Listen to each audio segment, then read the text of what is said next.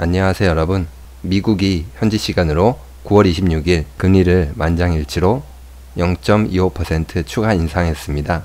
3월과 6월에 인상했으니 이번이 올해 들어서 세 번째입니다. 심지어 12월에 금리를 한 차례 더 인상할 수 있다는 의견을 내비쳤는데요. 이렇게 미국과 우리나라의 금리 차이가 2007년 7월 이후 11년 2개월 만에 최대 폭인 0.75% 차이가 나게 되었습니다. 미국은 이렇게 자신감을 가지고 팍팍 금리를 올리는데 우리나라는 올리지 못하는 이유가 무엇일까요? 근본적으로는 미국은 경제가 성장하고 있지만 우리나라의 경제 상황은 좋지 않기 때문입니다. 돈을 빌려서 부동산 상승과 소비로 버텨왔던 경제 성장이 한계에 도달했다고 생각하시면 됩니다. 9월 20일에 나온 한국은행의 자료를 보면서 어디서 문제가 되는지 조금 살펴보겠습니다. 먼저 현재 금융안정지수를 살펴보면 빨간색 점선이 보이시나요? 여기보다 높이 있으면 위기 단계입니다. 대환위기와 금융위기 때 높은 수치를 기록했습니다. 그 다음에 녹색선 윗부분은 주의 단계로 녹색선을 넘었을 때 역시 경제 상황이 좋지 않았습니다. 현재는 6.9로 주의 단계 턱 밑까지 올라왔는데요. 작년 12월부터 수치가 꾸준히 상승하는 것이 상황이 조금씩 안 좋아지고 있다는 것을 알 수 있습니다. 수치가 낮아져야 하는데 저렇게 상승하다가 과거 위기처럼 갑자기 상승할까 걱정이 되기도 합니다. 위험에 가장 취약한 부분인 가계부채 증가 속도는 감소했지만 금액 자체는 줄어들지 않고 계속 늘어나고 있는데요. 1,500원이 아니라 약 1,500조 원으로 너무 커서 감이 잘 안 올 수 있습니다. 저 돈을 다 갚으려면 삼성전자도 무려 28년간 한 푼도 안 쓰고 빚을 갚아야 하는 금액입니다. 이제 얼마나 위험한 금액인지 감이 좀 오실 건데요. 원금도 갚아야 하는데 30년 가까이 소득을 유지할 수 있을까요?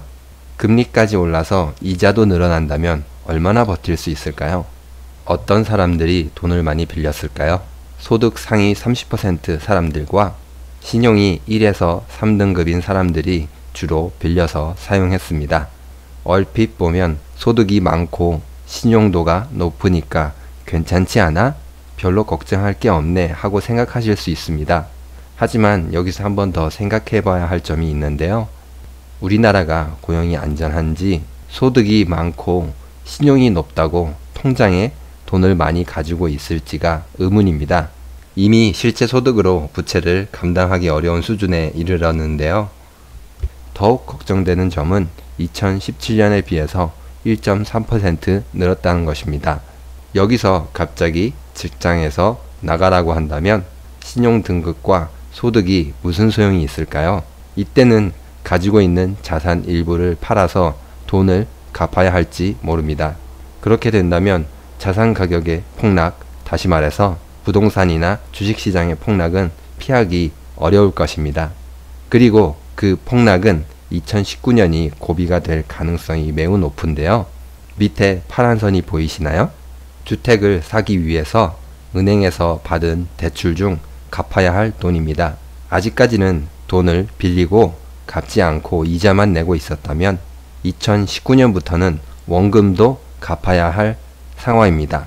2018년에는 약 4조 정도로 그렇게 많아 보이지는 않습니다. 하지만 2019년부터는 약 240조 정도로 몇 배가 뛰는 게 아니라 약 60배가 넘게 증가하게 되는 것입니다.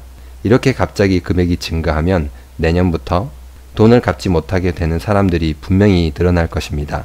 그리고 설령 갚을 수 있다고 해도 소득은 제자리인데 열심히 돈을 벌어서 쓰지 못하고 은행에 꼬박꼬박 갚아야 할 돈이 증가하게 된다면 국내 소비는 더욱더 위축될 수밖에 없는데요. 안 그래도 가뜩이나 내수가 허덕이는 상황에서 소비할 돈이 더욱 줄어들 수밖에 없으니 지금보다 상황이 더욱 어려워질 수밖에 없습니다. 이렇게 되면 취업자 4명 중 1명이 자영업자일 만큼 자영업 비율이 높은 우리나라 특성상 자영업을 하시는 분들이 타격이 클 수밖에 없습니다. 특히 50대의 자영업 대출 비중이 압도적으로 많은데요. 은퇴를 해서 퇴직금이나 지금까지 모아온 돈으로 창업을 했을 가능성이 매우 높습니다. 가정의 소득 전체를 담당하고 있을 가능성이 높다는 이야기입니다. 50대 분들이 타격을 받게 된다면 심각하면 1997년 외환위기 때만큼 고통을 겪게 될지도 모릅니다. 그렇다면 언제부터 이렇게 대출이 늘었는지 살펴보겠습니다. 1997년 외환위기 이후 2에서 3년 정도 지나 가계대출이 증가하는 모습이 보이시나요? 외환위기 이후에 기업이 어려워지자 개인들에게 대출을 늘려주는 방식으로 돈을 풀어서 경제를 살리려고 했다고 해석하면 되는데요. 엄밀히 해석하자면 아직도 1997년 외환위기 이후 소득이 증가하기보다는 대출이 증가했기 때문에 개인들의 삶은 팍팍해졌다는 것입니다.